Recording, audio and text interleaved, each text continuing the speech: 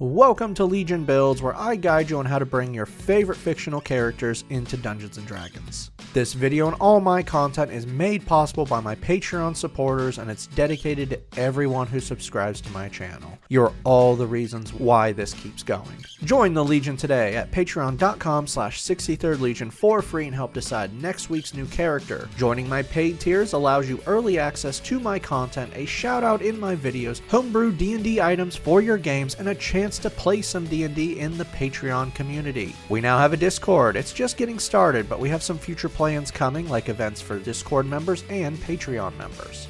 It's time. Here's the human Typhoon. From Trigun, it's Vash the Stampede. We're just gonna have to get right into this because it's about to get a bit weird. Vash looks human, but he isn't. He is, as he calls himself, an independent plant. He is actually a species of interdimensional sentient plant life. The species that he descends from are used for energy sources, and as Vash is sentient, this means he has complete control over his energy.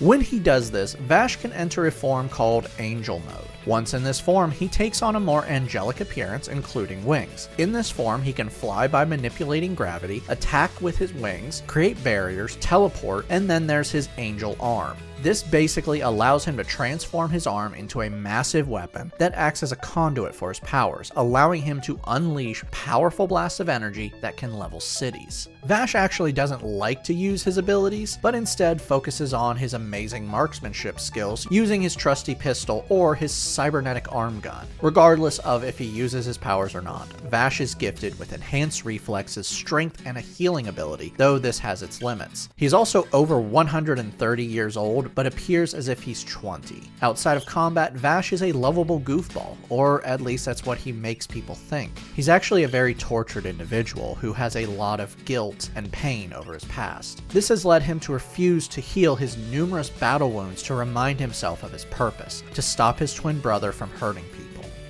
For today's build, we'll be using the Player's Handbook, Xanathar's Guide to Everything, and Tasha's Cauldron for a single thing. We're using standard point array to keep things simple, and we are multi-classing, so watch those stat minimums if you use another system.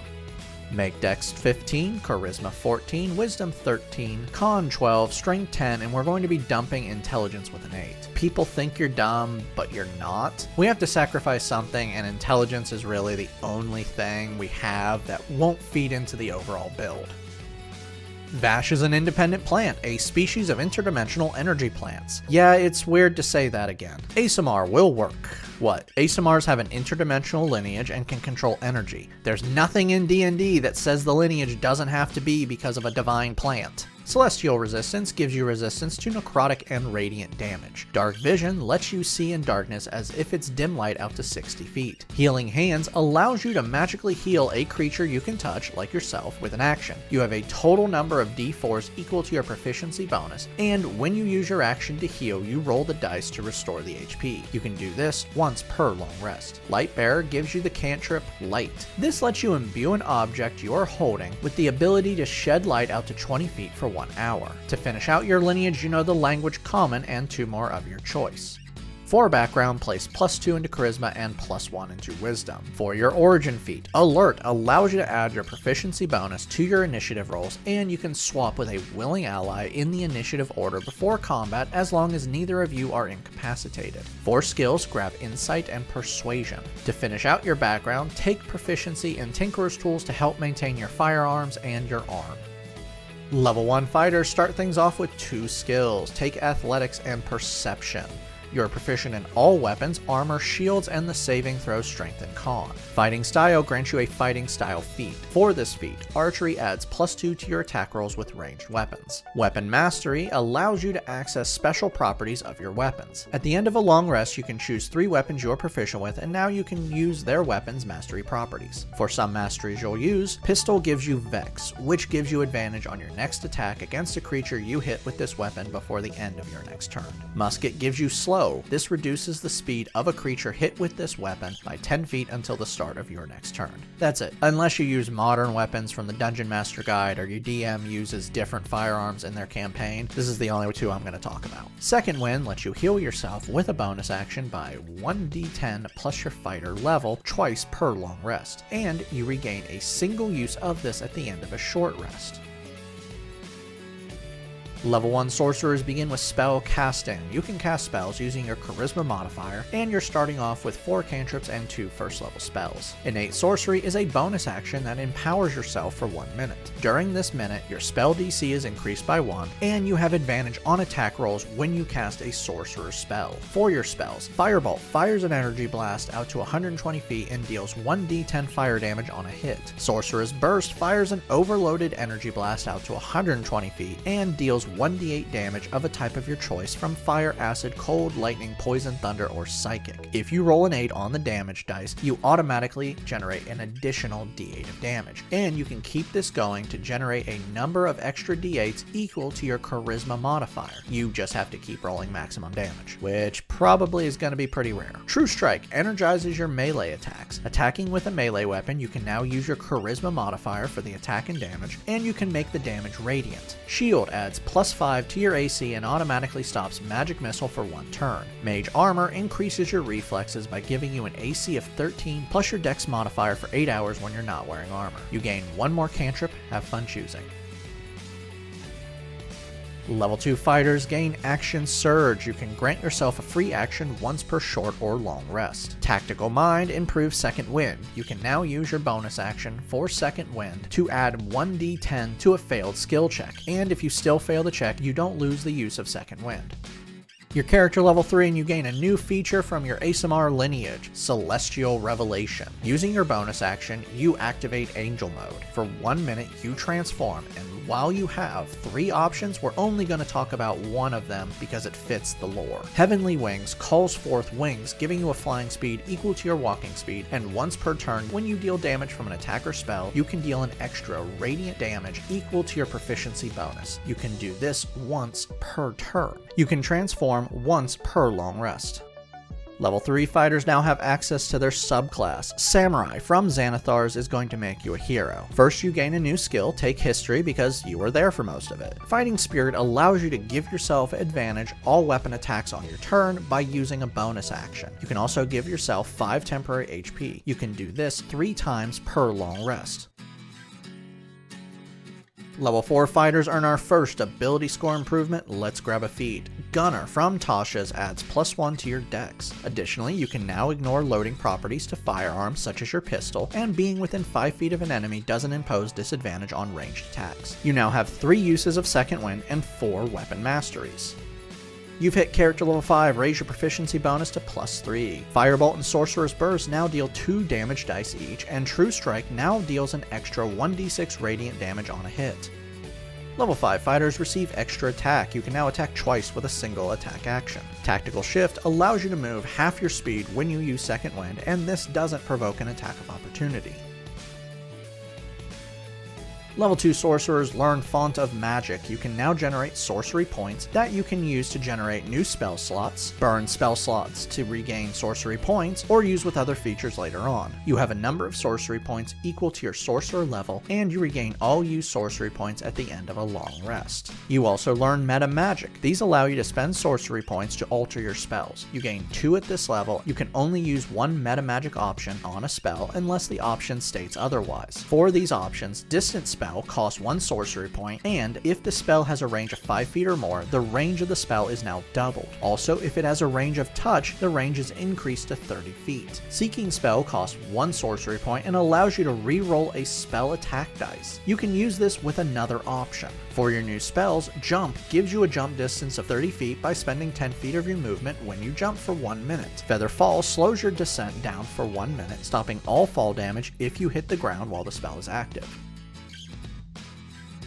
Level 3 sorcerers now have access to their subclass. Divine Soul from Xanathars is going to give you more energy powers. Divine Magic expands your spell list. You can now choose spells from both the Cleric and Sorcerer spell list. You also gain a free spell. For your free spell, Cure Wounds heals you 2d8 plus your Charisma modifier. Favored by the Gods lets you add 2d4 to a failed saving throw or missed attack once per short or long rest. You also have second level spells. For your new spells, Guiding Bolt fires a blast of energy out to 120 feet, dealing 4d6 radiant damage on a hit, and then the next attack against the creature before the end of your next turn is at advantage. Spiritual Weapon allows you to use your wing blades. You summon these wing blades with a bonus action, and for 1 minute while you maintain the spell, you can attack with them, dealing 1d8 force damage on a hit. While the spell is active, you can use your bonus action to move the blade wings 20 feet and attack with the same bonus action. Level 4 sorcerers earn another ability score improvement. Start raising charisma for better spell attack and DC. For your new spells, Sacred Flame throws a blast of energy out to 60 feet, forcing a dex save, dealing 2d8 radiant damage on a failure. Misty Step is a 30-foot teleportation you make with a bonus action. Your character level 9, raise your proficiency bonus to +4. Level 5 sorcerers gain Sorceress Restoration. At the end of a short rest, you regain sorcery points equal to half your sorcerer level once per long rest. You also gain 3rd level spells. For your new spells, Fireball fires a blast out to 120 feet and causes an explosion. This explosion is a 20-foot radius sphere and forcing a dex save from everyone within the sphere, dealing 8d6 fire damage on a failure. Agnar's Scorcher from Xanathars fires a beam of intense heat in a 30-foot long, 5-foot wide line. Each creature within the line must make a dex save or take 3d8 fire damage. Level 6 Divine Soul Sorcerers learn Empowered Healing. Now whenever you or an ally within 5 feet of you rolls dice to recover HP, you can spend 1 sorcery point to reroll any number of the dice rolled. You can do this once per turn. For your new spell, Fly manipulates gravity for 10 minutes and giving you a flying speed of 60 feet while you maintain the spell. You've reached character level 11. Firebolt, Sacred Flame, and Sorceress Burst now deal 3 damage dice each, and True Strike now deals an extra 2d6 radiant damage on a hit. Level 6 fighters earn another ability score improvement, Raise Dex for better AC and ranged attacks. Level 7 Samurai Fighters receive Elegant Courtier. You can now add your Wisdom modifier to your Persuasion checks, and you now have proficiency in Wisdom saves. You're now character level 13, bring your proficiency bonus up to +5. Level 8 fighters now earn another ability score improvement, let's cap off Charisma. Level 7 sorcerers now have Sorcery Incarnate. Now, if you don't have any uses of innate sorcery left, you can spend 2 sorcery points to activate it with a bonus action. Also, now you can use 2 meta magic options per spell. You also have 4th level spells. For your new spell, Dimension Door is a 500-foot teleportation to a spot you can see, visualize, or describe. If you teleport into something, the spell fails and you take 4d6 force damage. Level 8 sorcerers earn another ability score improvement, Cap Off Dex. For your final spell, take what you want. Level 9 fighters gain Indomitable. You can now reroll 1 failed saving throw per long rest. Tactical Master allows you to switch weapon masteries. When using a weapon you've chosen to access the weapon mastery property, you can switch the weapon mastery property when you attack with the weapon, and you can switch it for each attack. For the weapon masteries you can switch out for, Push causes a creature you hit with this weapon to be pushed back by 10 feet. Sap causes a creature hit by this weapon to have disadvantage on their next attack before the start of your next turn. And finally, Slow we've already talked about. You've hit the final milestone, character level 17. Max out your proficiency bonus at +6. Firebolt, Sacred Flame, and Sorceress Burst now deal 4 damage dice each, and True Strike now deals an extra 3d6 radiant damage on a hit. Level 10 Samurai Fighters learn Tireless Spirit. Now when you roll initiative and have no uses of Fighting Spirit, you regain 1 use. You also now have 4 uses of Second Wind and up to 5 weapon masteries. Level 11 fighters receive extra attack ×2. You can now attack 3 times with a single attack action.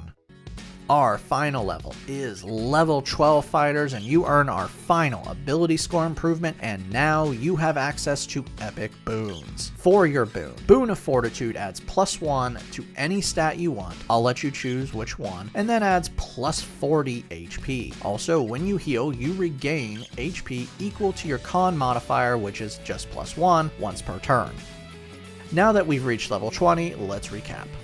Your stats are Strength 10, Dex 20, Con 12, Intelligence 8, Wisdom 14, Charisma 20.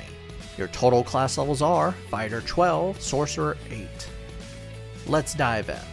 You are a force of nature. Your energy blaster dealing 4d10 fire damage at its most basic, and several of your spells can be upcasted to be supercharged for damage. To give an example, Guiding Bolt can be maxed out at 7d6 radiant damage. You can also double the distance of all your energy attacks and reroll misses. You can also create blade wings to fight your enemies. Let's talk about your gunslinging abilities now. Using a revolver from the Dungeon Master Guide, you're attacking at plus 13 and you're dealing 2d8 plus 5 piercing damage, firing 3 times normal or 6 times with an action surge. You can ignore loading properties, your attacks can be at advantage, and you know what? You can add radiant damage to this. If you're doing a fantasy campaign, you'll just be using a normal pistol, but I wanted to talk about using a revolver because it fits the lore better. When you hit, you can push the enemy back, cause disadvantage, or slow them down. Finally, you have insane abilities. You can teleport, fly, heal. You have an AC of 18 and can take that to 23. Your initiative is plus 11, can make persuasion checks at plus 15. And finally, taking the average, you're over 160 HP.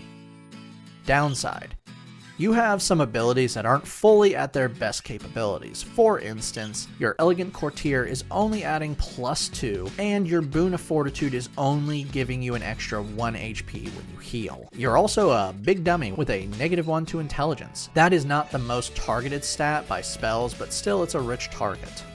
Travel the world and hide your true self, because those that know who you really are gunning for you. I'd like to give a special shout out to my awesome Artificer tier. Thank you, John Martin, Christopher R. Hunter, Java Squirrel, Matthew Denz, Jonathan Haynes, and Malin Anderson. You guys rock. Make sure to like and subscribe to not miss a single new build each week on YouTube and Spotify. And make sure to check out my Patreon where you can help decide next week's new character.